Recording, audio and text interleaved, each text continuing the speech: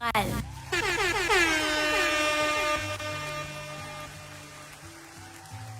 Alright, good evening, brothers and sisters. Welcome sa Usapang RM. And we are so blessed, brothers and sisters, to hear one of my best companion in my mission. Sa Usapang RM po ngayon, live na live via messenger po ang aking pinakamamahal na si David Clark. Hello, David Clark, kumusta? Kumusta? Ayos lang ako. Kumusta ka? Ayos lang, parang wala pa rin nagbabago in your face. It look like you're still 19 years old. Not kidding. Hindi, parang matanda na ako, ha? Parang walang nagbabago sa'yo. Talaga, kapatid. Talagang walang nagbabago. Walang biro yan. Mas pula ang buhok ko noon. Hindi na. Mas pula ang buhok mo noon. Alright, so meron ka bang gustong i-shout out your family friends na nanonood ngayon sa ating programa?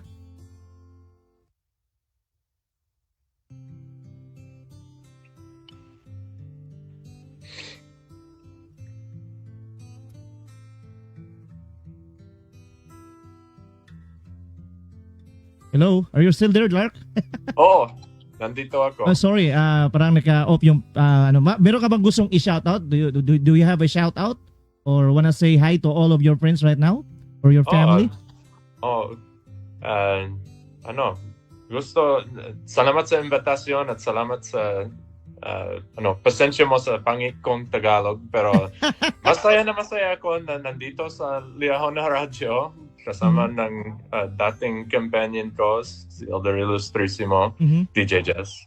At kumusta sa inyo lahat sa dating companion din ko sa mission, sa Quezon City Mission. Masaya lang ako na mag-usap tungkol sa mission ko. Laging nasa isip ang mission ko, kahit matagal na yun. It's been 16 years, I think so, no? Or 17 years. It's a lot of years na. And then, you're still young. And actually, I'm not joking, you're still young. Ikaw pa rin yung Clark na nakikita ko dati. Wala pa rin pagbago sa mukha mo. Parang matagal. Dahil siguro yan sa pulang buhok mo. Meron. Ha? Probably. Alright, so one of my question, you are now living in, if I'm not mistaken, is that in Brazil? Is that right? Brazil. Hindi no. Brazil. Sa Boise, Idaho. Whoa. It's not close from Arizona, right? Oo. Yun lumaki ako sa Arizona, sa Mesa, Arizona. Pero pagkatapos ng kasal ng asawa ko, lumipat kami sa Boise. Okay. So, mga 8 anyos na dito sa Boise, Idaho. Taon. Okay. So siguro sa amin yan, mga 2 hours siguro yan dito sa Pilipinas. Oo. Alright, so one of my question now, anong year ka, ilang taon ka when you are serving your mission? Ilang taon ka nun, yung time na yun? 19. That was 2008? Tama ba? 2007 hanggang 2009. Alright, so one of my question now is, David Clark, ano ang naramdaman mo yung natanggap mo yung mission call mo? And then, that feelings, nabasa mo pa, Pilipinas. How was that, your feelings?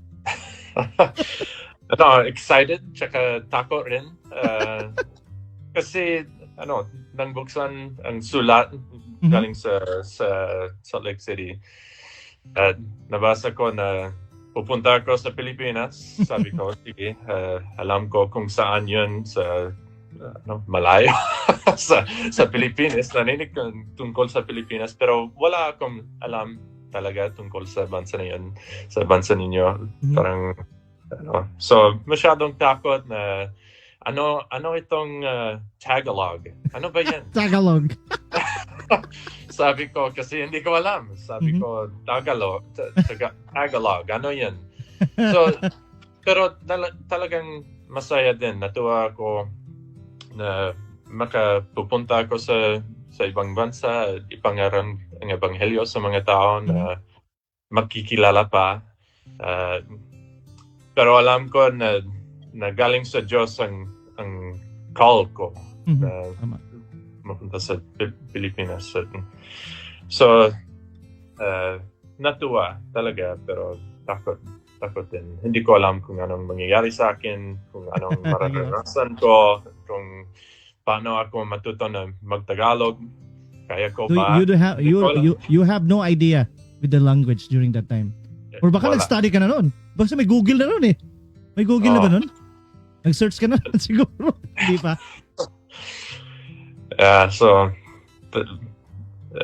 Takot. Masyadong takot. Pero sabi ko, kaya ko. Dalawang nangyari sa akin pagkatapos ng matanggap ko ang mission call ko.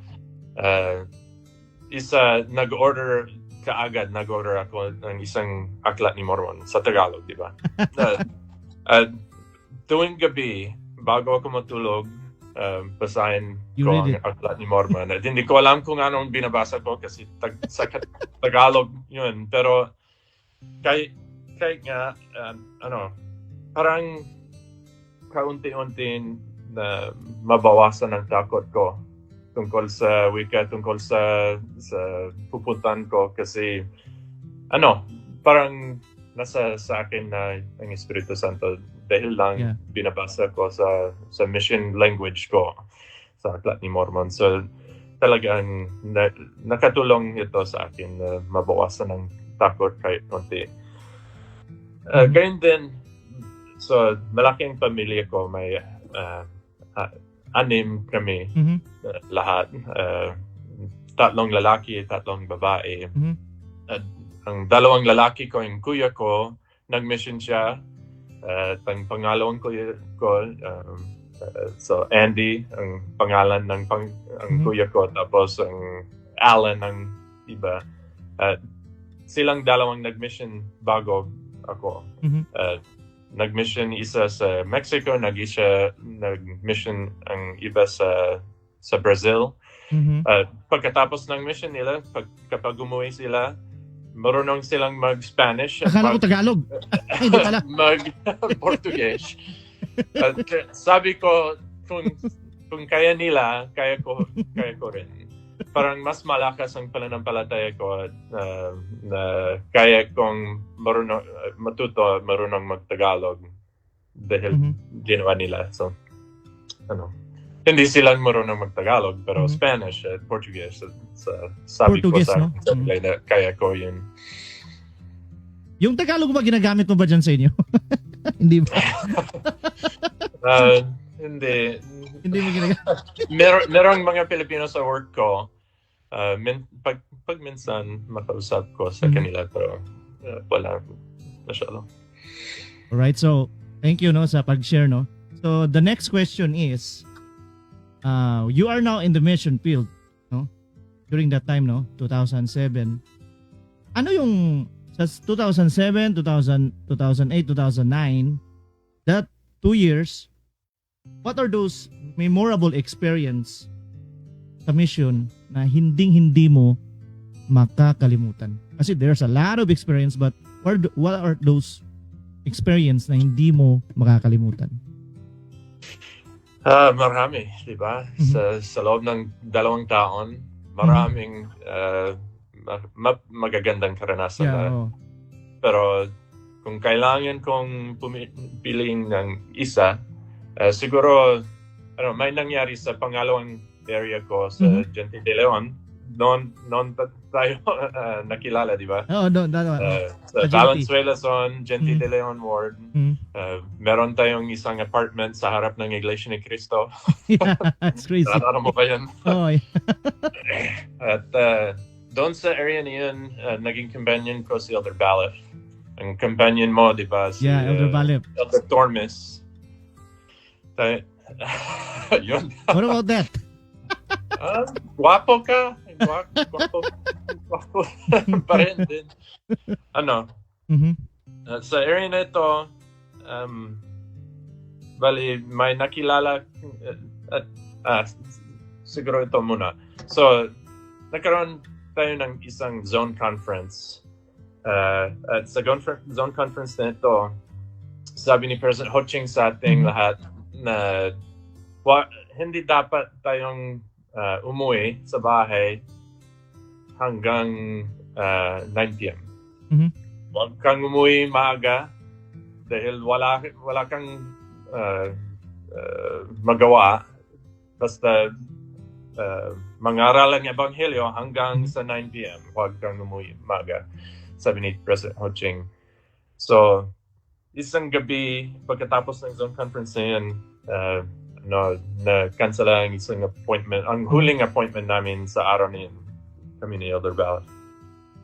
Halos 9 p.m., wala kaming magawa, pero gusto naming maging masunurin sa sabi ni President Ho Ching. Kaya nagsimula kami maghanap ng mga tao na kausap. Sa kabilang kalye, malapit sa bahay natin, merong grupo ng isang grupo ng mga lalaki. Umiinom sila, kumakanta sila, pero sinubukan kami na kung kausapin at isang lalaki doon. Hindi ko siya maintindihan kasi lasing talaga siya. Ang kausapin ni Elder Balef, ganyan din. Pero tinanongin namin siya kung maaari pa kaming bumalik sa turon siya sa ibang araw. Sabi niya, pwede. Pero nakalimutan yun. Bumalik kami upang bisitahin siya sa susunod na linggo. Nagkakagulat na pinapasok niya kami. Kahit hindi niya naalala na kausapan namin siya. Pero ang pangalan niya Joseph Falogme. Wow, I still remember the name. Corazon Falogme. Kayong dalawa mga talaga sila. Ginawa nila lahat ng itinuro namin. Siya muna, si Joseph muna. Pero sa kalaunan, sumamat sa amin ang kanyang asawa para sa mga aralin. Pareho silang nagbautismohan sa lakas. Talagang mabait sila at malakas ang pananampalataya nilang dalawa. Kahit ano ang sinabi o itinuro namin sa kanila, ginawa nila yun. Parang napakalakas ang pananampalataya nila. At lumakas din ang pananampalataya ko kay Jesus Cristo dahil sa silang dalawa. Mahal ko sila. Mabuting halimbawa silang dalawa sa dapat nating gawin sa ebanghelyo at sa simbahan. Yeah. Right. Thank you for that, Elder Clark. I'm used to say that word, Elder Clark. And Elder Balef. Si Elder Balef din. Right. So sa mission, bro. Ano yan? Ano yung may i-share ka? You wanna share something? Isa pang bagay. So, kapag itinuturo nila nagtuturo kami sa kanilang dalawa, may isang scripture na naging paborito ko sa Aklat Mormon sa panahon niya na nagtuturo kami sa kay Corazon at tsaka si Joseph. Kapag malapit na magta-transfer ako sa ibang area, may nagkaroon kami ng lesson sa kanila. Ito ang ipinahag ko sa kanila, i-share ko sa kanila at gusto kong basahin. Ito sa Helaman 5:12 sa Aklat ni Mormon. Isa sa mga paborito ko ito. Binasa ko ito sa kanila. At ngayon mga anak ko, tandaan na sa bato na ating manunubos na si Kristo, ang anak ng Diyos. Ninyo kailangan itayo ang inyong saligan. Nang sa gayon, kapag ipinadala ng Diablo ang kanyang malalakas na hangin o ang kanyang mga palaso sa buhawi, o kapag ang lahat ng kanyang ulang yelo at kanyang malakas na bagyo ay humampas sa inyo, hindi ito makakaroon ng kapangyarihan sa inyo na ilahin kayong pababa sa loob ng kalungkutan at walang katupusan kapighatian. Dahil sa bato kung saan kayo nakasandig na tunay na saligan, isang saligan na kung sa sandigan ng mga tao ay hindi sila maaaring bumagsak. Mhm. Gusto ko yun. Yun lang. Thank you for that scripture, David Clark. Maganda yung scripture na yan. So talagang marami kang natutunan, no, dito sa Pilipinas. Kumain ka ba ng balot? Hindi, no?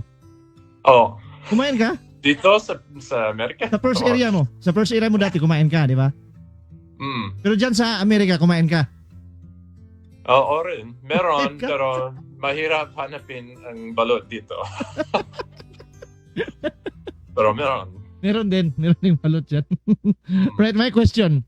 Kasi meron tayong experience sa mission na merong madali. Meron tayong isang sa mission talaga, yung pinakamahirap. Meron bang pinakamahirap sa mission mo na nangyari? Naging iba-iba sa panahon ng mission, di ba? Mm. Sa early sa mission ko, sa isang taon ng mission ko, wika talaga. Tagalog. Language, yun talaga eh. Mahirap. Parang talagang lonely ako kasi hindi ako makapagsalita, hindi ko maintindihan kahit ano ang salita ng ibang tao. Parang, Ilang months yun yung nasa field ka? Di ba? Sa first area, wala ka pa idea. Baka dumating pa ng second area? Nagka-second area ka, nalaman mo kagad yung Tagalog? no, parang mga 4 na buwan. Ay, tagal-tagal talaga, no? Process, no? Talaga, no? Madali. Siguro mga 4 na buwan na hindi ko makapagsalita ng mabuti at hindi ko maintindihan ng mga sinasabi ng iba. So lonely talaga ang panahon na yun. Hindi ako sanay sa Tagalog. So sa unang taon sa mission ko, yun talagang pinakamahirap na naranasan. Pero naging iba naging mas magaling ako na magpagsalita. Tapos sa pangalawang taon sa mission ko, naging ibang mga kahirapan ko. Ang pinakamahirap siguro ang kung ayaw ng mga tao makinig sa amin, may mensahe kami na gustong kaming ibahagi sa tao, pero kung ayaw nilang makinig, yun talagang mahirap yun. Kasi alam ko kung gaano mahalaga ang ebanghelyo sa aking buhay, at alam ko ang epekto sa buhay ko ng mga tinuro ni Jesucristo, pero maraming tao siguro hindi lang interesado sa mensahe o ayaw nila talaga minsan, pero yun, mahirap yun kung ayaw nila. Siguro yun ang mahirap. Meron din isang nakarasan na nagkaroon ako ng sakit sa ngipin. At talagang napakasakit yun. Nangyari na masyadong masama kaya hindi ako makapag-focus sa trabaho. Wala na akong ibang naisip. Kundi ang ngipin. Ano lang ang sakit sa ngipin. Akala ko yung naisip mo, Clark, yung buhok mo na naging itim na. Hindi ba naging itim yung pulang buhok mo?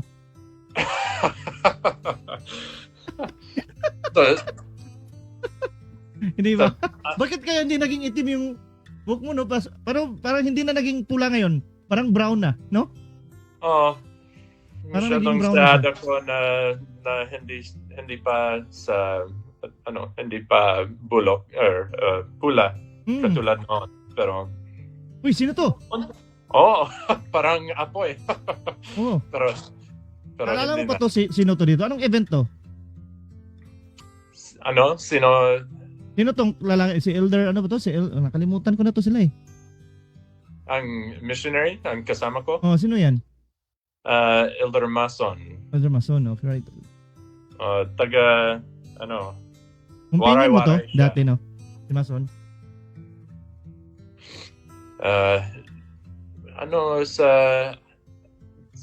Saan kami? Sa San Mateo, Rizal. San Mateo, Rizal.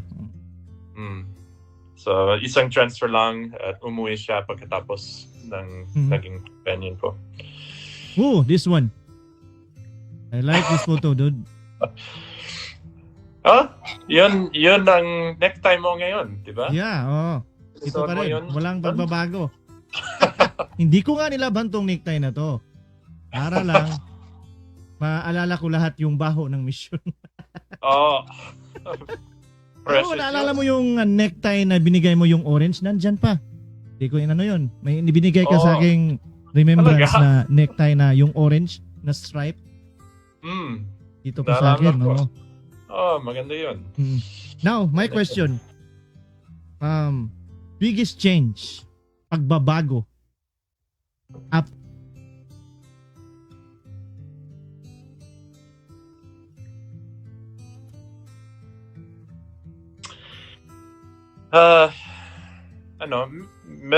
Meron kahit bago pa sa mission, meron akong faith, pananampalataya talaga. So, ang kuya ko, pasuway talaga siya bago siya nag-mission talaga.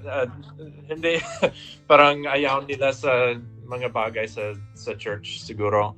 Hindi ko alam, pero pasuway masyado. At pagkatapos ng mission niya, talagang bagong tao siya. Focused na siya sa Ebanghelyo, sa church, sa lahat. Naging napakabuting tao siya pagkatapos ng mission. Makita ko ang pagbabago sa kanya bago sa mission pagkatapos ng mission niya.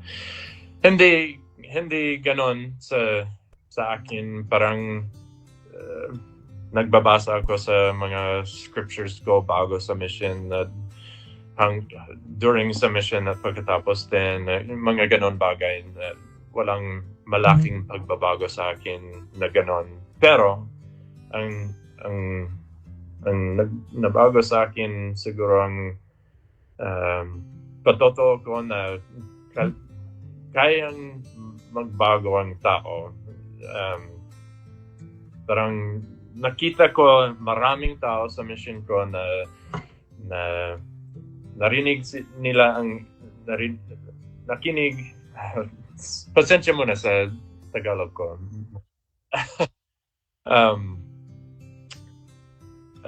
Basta kayang magbago ang tao. Sabi ni President Monson yata na may saying siya na people can't change, pero kaya natin magbago sa pamagitan ni Jesucristo at sa pagsisisi. Yun ang siguro ang isang malaking bagay na natutunan ko sa mission, na kahit ano mang ang mga mistakes mo, kaya mong magbago at maging ang isang bagong tao. Lahat tayo ay gumagawa ng mga pagpipilian na pagsisihan, di ba? Ngunit sa pamagitan ni Jesucristo, makakahanap tayo ng kapatawaran. Maaari tayong magbago at maging mas mabuti. Nakita ko ang napakaraming matatapat na tao na nagbago ng kanilang buong buhay upang sundin ang tagapagligtas natin. Matapos marinig ang aming mensahe, ang karanasan yon ay nagpala sa aking buhay talaga. Thank you. Okay. Ganda tong picture na to. Oo nga. Alright, now, the return missionary. During that time, no? Paano kayo nagkakilala ng partner mo? Kunting kwento. How did you find your wife? Paano nakilala? Nakilala ba kayo sa mission or SA activity or single adult? Pero nakilala kami sa church. Nakakilala kayo? So, taga Idaho siya. So, ano yun? Ibang lugar. Ibang lugar, Ako sa Arizona, siya sa Idaho, pero nag-aaral siya sa violin. magaling talagang siyang mag-violin. Mhm. At yun ang pinag-aaral niya sa eskwela. Pag pumunta siya sa Arizona para mag-aral at naging pareho na kami na single sword dito sa Arizona. Doon kami nakilala. Sabi ko sa sarili ko na talaga maganda siya. Gusto kong makilala ang babae nito. Pero sa church talaga nangyari yun na nakilala kami. Nakita kaming dalawa na nagsaserve kami sa calling namin. Sa panahon na yun, naging ward mission leader ako. Siya sa family home evening ang calling niya. Lagi akong tumutulong sa kanya sa pag-prep sa family home evening at pagkatapos ang cleanup. Gusto niya na palaging tumutulong ako sa kanya. Meron din nagkaroon kaming occasion na pumunta ako sa bahay niya para sa dinner kasama ng mga full-time missionaries. So nakilala kami na ganon sa church at sa pagsaserve sa mga calling namin. Yung talagang naitulong yun sa aming dalawa na makilala ang iba't isa sa mga ginagawa namin sa church. Ano yun, return missionary din ba yung yung partner mo? Nag-mission din siya. Mission? Sa Pilipinas din? Sa London, England. So, ibang mission, pero nag-mission din siya. Talagang magaling siya. Galing siya, oh. Dahil magaling siya at yun, binigyan siya ng napakagwapong husband. Si David Clark. So, ilan yung anak mo ngayon? Bata yun nun. Hindi mo nung banda. Apat ang mga anak ko. Yun ba ang tanong mo? Oo, naka-apat ka na. Oo. So, ilang taon na yung panganay?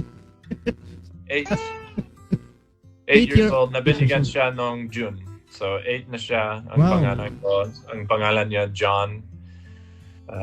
Yun din ang pangalan ng lolo ko. Lolo ba? Paano sabihin yun? Ang grandpa ko. Ang pangalan niya din si John. Ang pangalawa ko si Hiram. Katulad ni Hiram Smith. Hiram Smith, uy! So, Hiram ang pangalawa. Mga 6 na taon na siya. Ang pangatlo si Samuel Dalamanite. At ang pangalan niya talaga mula sa Aklat ni Mormon, Samuel Dalamanite. Kaya nga, no? Ayos, no? Yeah. Pero talaga na sa mga propeta. Akala ko ilagay, siguro alam ko na, sa susunod ipangalan mo kung magkaanak ka pa ng 5 o pang-6. Juas na yung papangalan mo. David Jr. ba? Juas muna bago yung David Jr. Siguro kung pula rin ang buhok niya, pwede yun. ang panganay, pangalawa, pangatlo, walang pulang buhok. Pero junior yan, maganda yan kung ano tawag nito, magdagdagan yung anak mo, i-junior mo kagad, maganda yan eh. Yeah, siguro Pero kung may junior tapos nadagdagan ulit lalaki, ijuwas mo na lang yan. Ano? Ijuwas mo yung pangalan mo.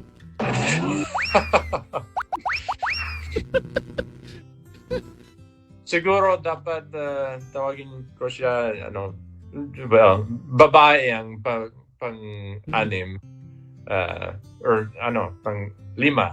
Maglilima na ang mga anak ko. Alam mo ba yun? So sa susunod na buwan, magkaroon kami ng isa pa. Pero babae siya. Kung lalaki, pwede ring DJ Jazz or Joas. Ang bunso namin si Eve. Parang Mother Eve. Yung mga 2 taon na siya ang bunso namin. Tapos pakainin mo sila ng balot, bro. O, pakainin mo sila. Hindi mo ba na-miss yung rice dito sa Pilipinas? Pakain ka pa rin ba ng rice dyan? Bigas? Rice? O, bigas? Kumakain ako ng, ang dami.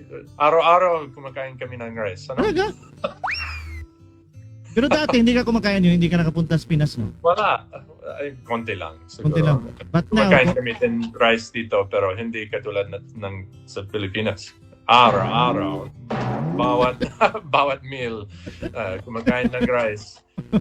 Sa isang linggo, na pagkatapos dumating ako sa Pilipinas, ang dami ng araw-araw, every meal, kumakain ako ng rice. Parang hindi ako makapaglakad. Parang akala ko katulad ka ni Elder Balep. Sa Elder Balep, pag uwi daw niya, bumili siya ng rice cooker.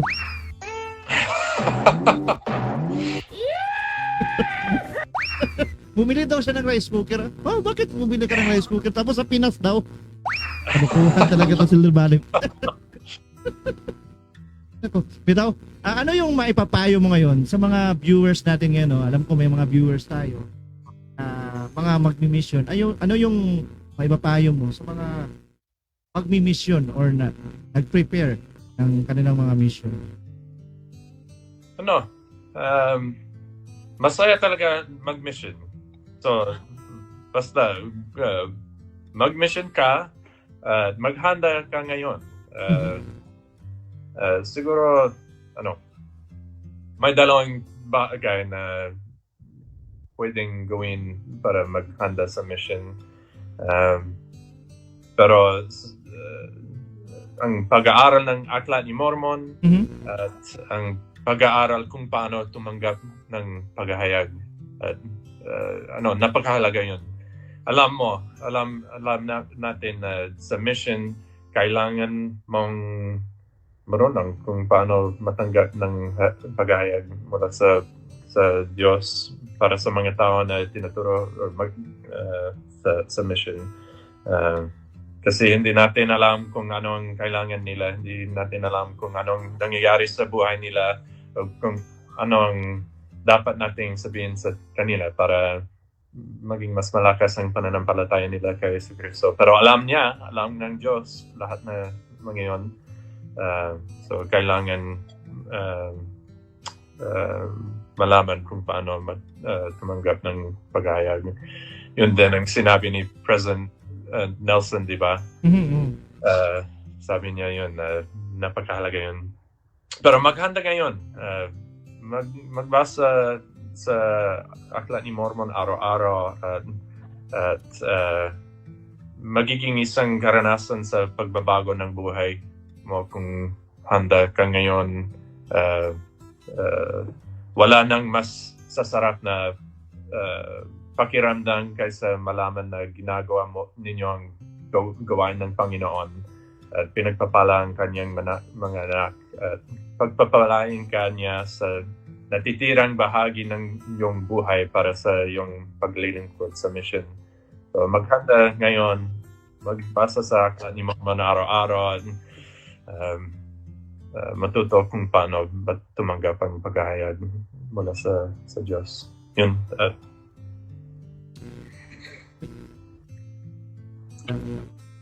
Ano yung na-miss mo sa Pinas? Na-miss mo ba yung Pinas?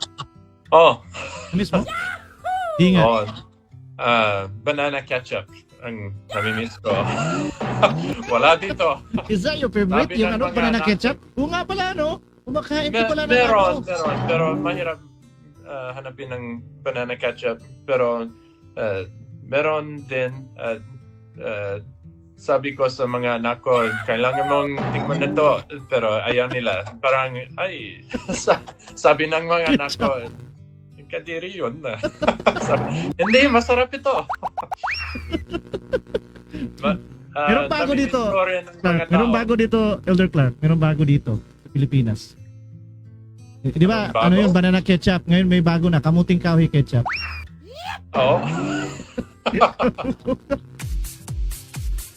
Nami-miss din ko ang pagiging ang tao. Talagang masaya.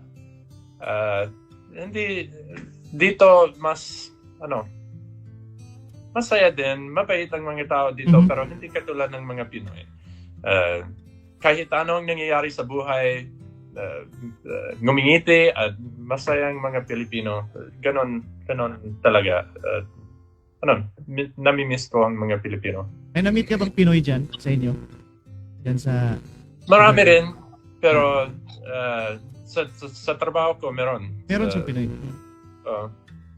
Konti, pero meron. Ito yung last na tanong. Wala tong walang favoritism, walang halong biro. Sino yung pinaka the best mong companion na nakasama mo? Walang walang hindi kita binigyan ng tip. Pinaka the best na hindi mo makakalimutan. Okay. Salamat, Elder. Ikaw rin. Pero Talagang sino nga yung pinaka the best sa'yo? Na companion mo, ilan yung companion mo sa mission? 12 ba? Or naka-12 ka ba? Naka-12 companions ka ba?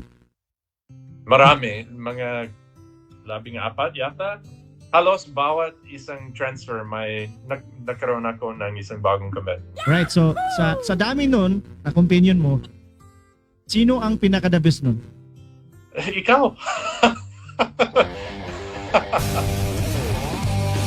For sure, talaga. Siyempre. Saan ba tayo kapag naging companion kami, saan ba yun? Sa Laguna, di ba? Ako? Nandito ako Oh, sa Mindanao. Naalala mo ba yung tinuro ko sa'yo? Naalala mo yung tinuro ko sa yung Bisaya?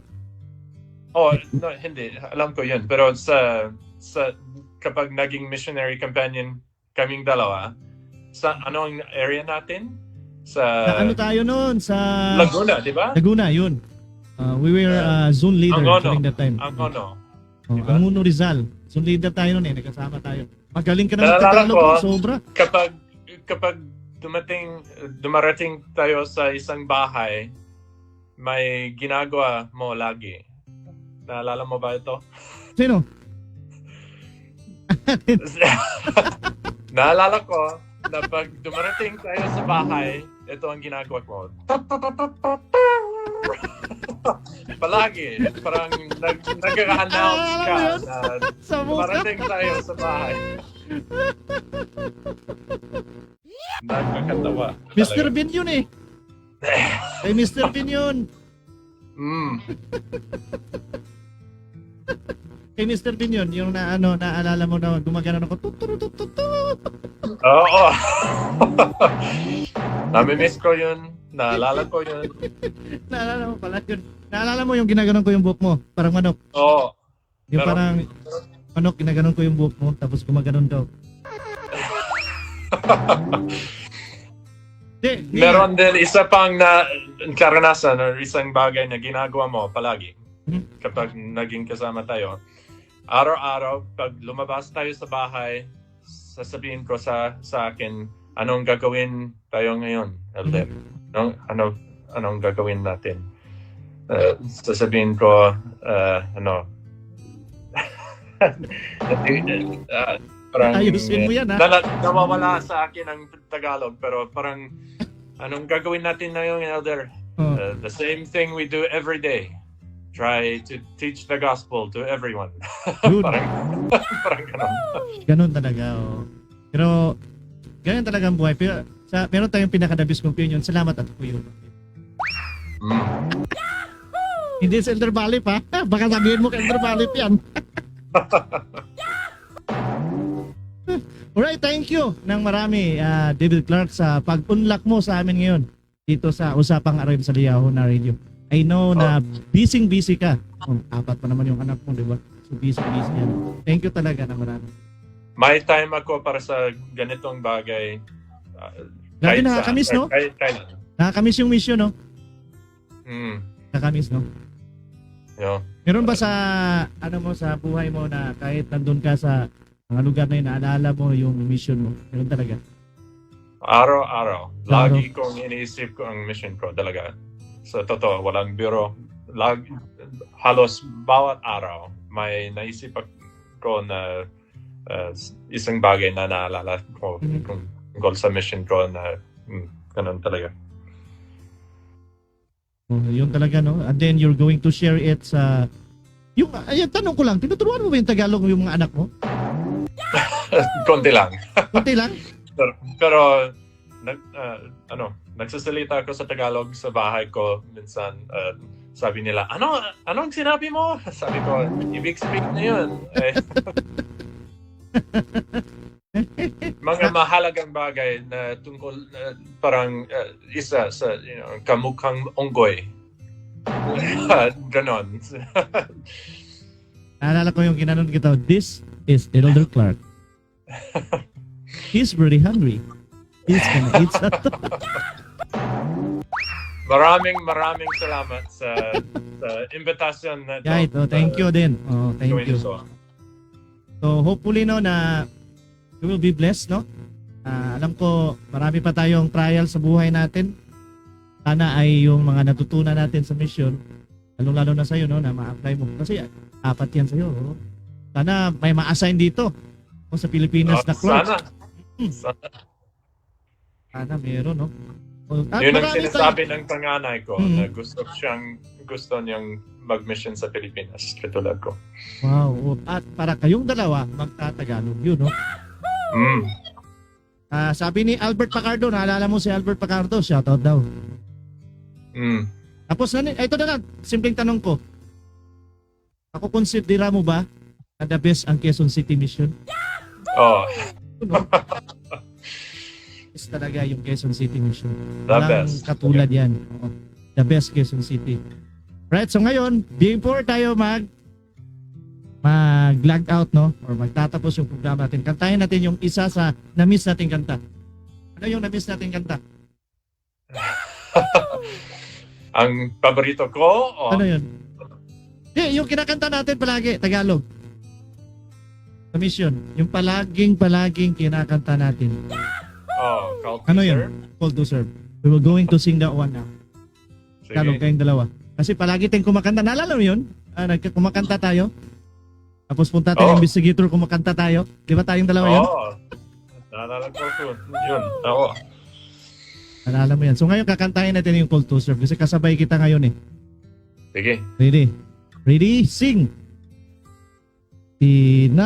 Tawag Upang biyaya'y kamtin. din Diyos. Ano? Simulan mo tayo. Yung biyaya na kagad. Sige. Din. Tinawag. Ready? Sing! Tinawag upang biyaya'y kamtin. Ting ang Ama natin isang hari. Evangelyo ay papangaral, papurihalay. Sulong magsisulong, walhati sa ngalan niya. Sulong magsisulong, pagsulong, walhati sa ngalan niya. Sulong magsisulong habang nagsisihangin. Diyos ating nagkasulong paglingkod, tinawag ng Diyos. Ayos. Kahit sa kabilang dako ng mundo. You know, di pa rin makakalimutan yung The Best Mission Quezon City. Thank you, David Clark, sa time. Alam kong busy tayo, no? Maraming salamat. Medyo na late tayo sa pag-start, but still, karoon pa rin tayo ng meron talaga mga pagsubok, no? Sa software ko kayo na naglalag siya. Tapos nag-install ako. Grabe yung trials, but still, the program is natupad talaga at nangyari. Thank you na marami. Maraming salamat. Sana makikita tayo dito sa Pilipinas, no? Or dyan sa lugar mo. No? Sana. Makapaglipad tayo ng abroad at makikita tayo dyan. Hopefully, no? So, yan talaga yung plano ng Diyos para sa atin. Sana. So, anything you can say pa? Meron ka bang gustong sabihin pa sa ating mga viewers ngayon? Marami tayong viewers. Makamisyon natin to. Nakikita mo. Elder Balep, kumusta? Alam ko makikita niyo to. And then also, Elder Tormes is watching. Thank you. Elder Tormes? Oh, is watching right now. Oh.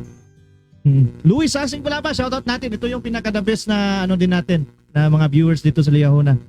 Si Louis Sasing Balaba. Thank you na marami. Pacardo, naalala mo si Pacardo? Elder Pacardo? Oh, Elder Pacardo. naalala ko siya. Shoutout natin yung taong yan. Hardworking din yan. Thank you na marami, David Clark. Ingat. Ay, pagpalain tayo ng Diyos. Ingat ka palagi, bro. Ikaw rin. Salamat. Ganda yung mission talaga. Walang katulad. At saka isa sa na-miss ko yung hugging natin. Yung pinaka-the-best talaga yun. Oh. Pinaka-the-best. Sige bro, bye-bye. Mga brothers and sisters, paalam po. At sa susunod po na ano po natin, ay magkita-kita po tayo ulit sa mga guests po natin. Bye-bye!